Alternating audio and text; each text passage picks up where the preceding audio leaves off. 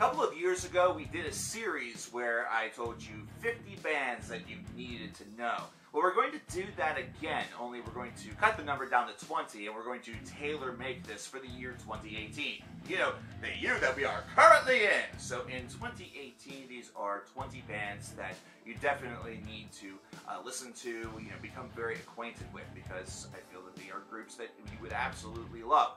Now, if you already know these bands, don't be the little smarty pants that just, I already know all these.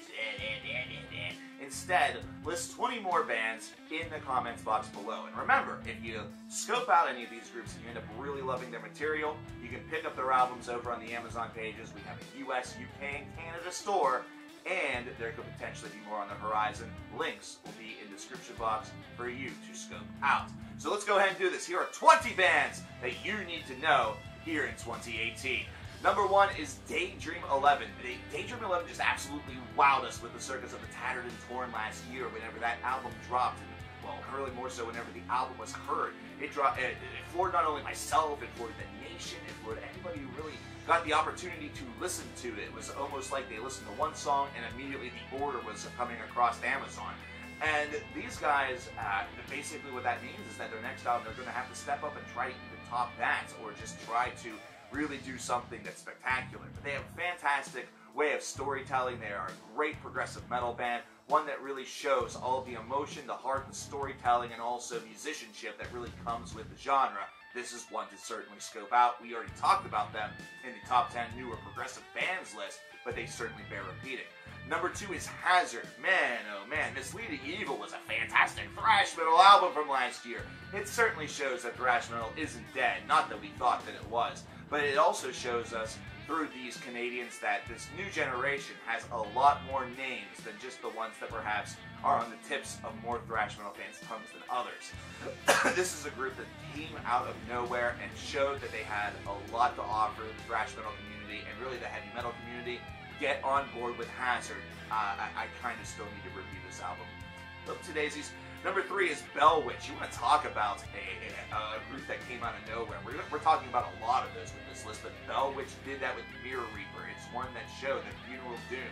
It has that potential to have a wider base, similar to like whenever a band like Death Heaven came out and crossed over, and all of a sudden they were becoming a name that was known by even non-metal fans. Now, Bellwitch didn't quite have that success. However, it was one where metal fans that were fans of Funeral Doom and then weren't fans of Funeral Doom were expressing their universal praise for this album, and it is exactly that. And it's based off of the emotion that actually portrays itself through this disc, through the slow, through that depression. You cycle through so much, and 81 minutes feels like it does not take 81 minutes, and that's the sign of a fantastic album.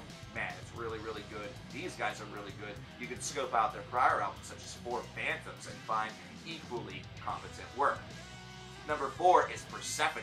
You want to talk about another band that had a great 2017, this is one of them. Athma certainly took the world by storm and was one where metal fans were singing its praise, and for good reason. It had just a fantastic mixture of prog along with a little bit of death, along with a little bit of just standard heavier power metal. They combined it all together. They sort of witches brewed this sucker, and it just made for a really smooth listening. And this was a band that already among the underground was really getting a lot of praises sung for them. So to see Athma really get the reaction that it did, to finally get the opportunity to review this band and everything like that, was just a really, really cool experience. And I think you guys will have a really cool experience listening to them. You'll really enjoy it. Number 5 is Sons of Apollo, yet another project that we get from the master of projects. You know who I'm talking about. Get that name in the comments below and make sure you timestamp it so I know what the hell you're talking about. But this is a band that shows that it does have that prog force, and not to mention it also has the supergroup lineup that backs it up. It should not come as any surprise that this group is very good. However, if you are unfamiliar that this project even got off the ground and got an album released last year, now's your chance to scope it out. Number 6 is Caligula's Horse. This is another band we talked about in the prog list yesterday, and it's another band that does deserve your attention because Australia has a strong prog backbone because of this band, and it's because of, once again, similar to what we said with Persephone, they bring a lot of things to the table. They bring a little bit of alternative rock, they bring a little bit of standard rock, they bring a little bit of prog rock, a little bit of prog metal. They scoop that all together, and they do the little witch's brew, and once again, the cackle and laugh we have a great band, and it's something that has been proven over the course of their last couple of albums. I've talked about these guys a lot, not only in stream, but also on videos. By now, you know the name. You should be checking them out if you haven't by now. Don't make me talk about them again until their next album, Bliss. Number 7 is Lich King, another group that shows that thrash metal has a lot of life left over, not to mention a lot of tricks still up its sleeve. Lich King was able to deliver an album that certainly got the sort of the attention of the metal masses. One where the group was getting some of that in years past, however now it seemed like they were getting a lot more. Think about what happened with Havoc, for example, how they were able to grab a lot of attention with Conformicide, and you got exactly sort of what Lich King was able to do. They didn't necessarily ride the coattails, instead they started their own path, and that's something that really seems like it's boding very, very well for these young thrashers' future. And number 8 is the Ruins of Beverest, another group that comes from the whole shock and awe, surprise, look at us style of music, which is just sort of avant-garde, and there's a little funeral doom, there's a little bit of regular doom. What the hell can you even classify this as? And that's what makes it so intriguing. That's what makes this album so devilishly hard to put down, is because it has a little bit of everything. Exuvia had a little bit of all aspects of really sort of the depraved world of metal, and it's such a good listen, such a smooth listen, even though it's very, very bumpy along the ride. You know, it's not something that is somehow you emerge from that feeling like it's a smooth listen because you didn't want to stop listening to it. And I'm curious what these guys do in the future. I'm very, very excited. Number 9 is Vexavoid. This is another great band that shows that they have a lot of different forces to offer. I love the fact that this was brought to my attention from one of the nation late in the year, and the band just continues to grow and evolve. There are promises for some material in the future. Vexavoid, get this name into your head. It's one that you certainly need. But along that same token, number 10, DVNE, Dune, or Divine, you call it what you want. I had to spell this out for folks during the top 40 list, so it'll probably be in the description box somewhere. Who knows? It's very simple. Maybe it's on screen. These guys, if you like Mastodon, if you like that style of sludge, if you like sludge that has some stoner influence, if you like stoner influence that feels like it should be on stone metal doom, and it probably is because those guys are just awesome and have everything, you'll love this band. You'll absolutely love what they do. The riffs are there. They're hypnotic. The soloing is there. The percussion is deep. The bass is deep. You have a lot of great things floating around, and the album itself is just absolutely fantastic. Asherin is just a really good disc that you absolutely need to explore, and if you don't, you're really only hurting yourself. And if you're that kind of masochist, then I guess, well, go do your thing. Number 11, we have Sowen. This is Martin Mendez's project, Martin from Opeth, of course, and this is a group that certainly follows in the footsteps of what Opeth was kind of accomplishing, only they took that prog rock side, they added in the heaviness factor that old Opeth had, and they sort of made their own like leprous brew out of this. And that's a band that really kind of, they feel very complementary in stature, only Sowen has a little bit more of that sort of metallic side that showcases itself a lot more. I could also compare them a little bit musically to Prospect, and I just really like where these guys came in and what their music really sounds like and delivers. And so they had a great album last year that you should examine, entitled, I believe it was like Area, and they're just looking to become bigger and better in the future, so why not get on the ride right now? Number 12 is Argus. This is a doom-style metal band that has a little bit of the stoner side as well. They have some pretty cool aspects to them.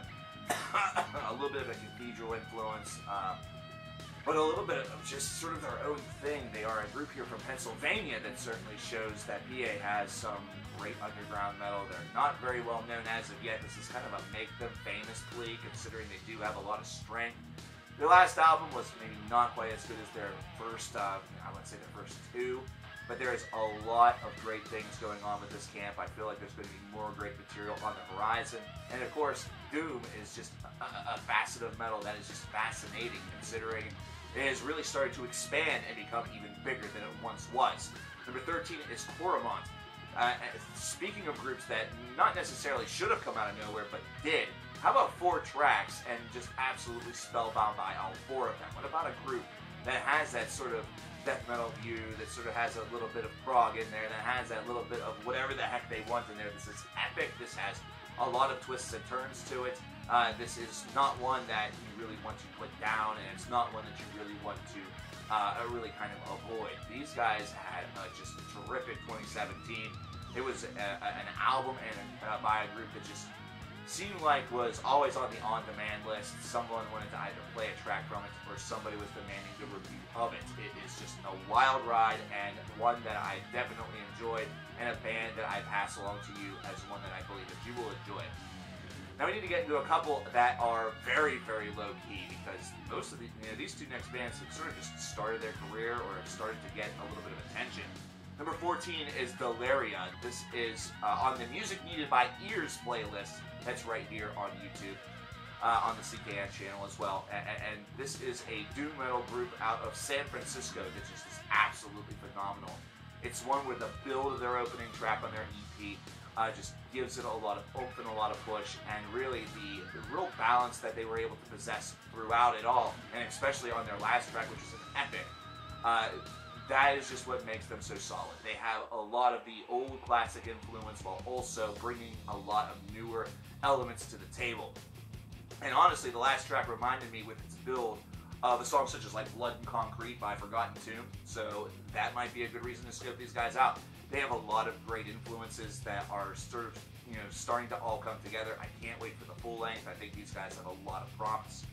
Number 15 is Synaptic, and this is also on the Music Needed by Ears list. In case you were wondering, there's a little bit of power metal here, a little bit of prog, a little bit of heavy metal, a little bit of everything. And they are able to swirl it all together and really develop each of these ideas and materials. This is, again, one of those names that needs a little bit more attention, and they certainly have the variety to really deserve it. Number 16 is Unleash the Archers. Unleash the Archers is just a phenomenally female-fronted group that has just terrific groove. They have great technicality. She has fantastic vocals that are just, oh my gosh, you just don't expect them, and then they're there, and then you're floored by them. This is a group that has certainly gained a fan base, but it's one that needs to be known by a lot more metalheads, hence why I am sharing this knowledge with each and every one of you. Scope these guys out. Number 17 is White War. Futility Report is just such a sick album. It's just so damn good. There's jazz influences there. There is avant-garde everywhere. There is a little bit of death or black or whatever you want to call it. This is their debut album. And I cannot stop singing the praises of Futility Report. It's such a good album. All I can say about these guys is simple. Listen to the album. It's worth it. Number 18 is Underwing. This is a European, really a Scandinavian rock band that actually needs a lot more attention, as they have some great, turns and tricks from bands such as the Led Zeppelins of the world, the Black Keys of the world even. I noticed a little bit of that sort of single ability, and I just like what they do, because I think they have a firm grip not only on their sound, but what they want to be. And this is a group that is undergoing really their initial run with the world of music, and they definitely deserve a little bit more recognition. We did a full review of the album Haley Upsweep, which was released last year. You can find that on the channel. Either that, you can scope them out for yourselves. Underwing is the name of the band. They are a band that you need to know. Number 19 is Contrarian. Now, you can take Death or Control Denied and just sort of put them in a blender. And if you remember all of that strangeness that came from the Control Denied project, how it sounded very different, but the evolution made sense. That's Contrarian. They have that very Control Denied sort of sound to it, but they sort of take it one step further. They explore even further territories, and it's just absolutely magnificent. To Proceed as a Suffer is just a great album. It's a wonderful piece of work, and I think these guys should be very proud of it. And I'm very excited to hear what they're able to do in the future, because I think they have that unique sound that really just begs for them to gain more attention from metal fans that perhaps have that sort of old school feel and remember Control Denied very fondly. And finally, number 20 is Astrakhan. We just spoke about these guys in a 5 recently released video here in 2018, and unfortunately the album that they just released is their swan song. However, that doesn't mean that we can't get into them in 2018. It doesn't mean that you can't listen to them in 2018, discover them in this year, and perhaps if we make them famous enough, they'll decide to return and come back sooner rather than later. I'm really not too sure what the situation is there. But they're a group that has a just really solid ideal about what they want to be. They have a progressive side, they have an alternative side, they have a sludgy side. Again, the witch's brew philosophy. And it's something that works so very well. Why just be one thing whenever you can embrace so many and use a lot of those collective influences to craft a hybrid metal that is just absolutely awe-inspiring. And their last album, while not quite maybe awe-inspiring, was still a fantastic swan song. And if you go back with them in discography, you'll find more great material as well. This is a group that you certainly need to know, and you certainly need to know them even though they are saying goodbye, but hopefully goodbye is not farewell forever. Goodbye is just, we'll see you a little bit later.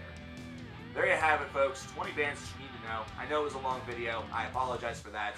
However, these are groups that you need to know. I mean, these are great bands that certainly could use and demand and deserve the attention of your ears. And your attention would be greatly appreciated. Once again, you can buy the albums over on Amazon. I have a list of the groups, I think, in the comments below or the description box or something. I don't know what's going on. But there's something down there where you can do all this, and you should do all this because there's so many fantastic albums on here by so many great groups. 20 of them to be exact. You just should do it. And plus, for the Amazon page, we're aiming to have 10,000 buys of albums this year. And if that happens, there's going to be a $1,000 donation made. So we definitely want to achieve that goal. I'm CoverKiller Nation. If there's other bands that you would recommend, throw them in the comments. I'll talk to you guys later. Take care.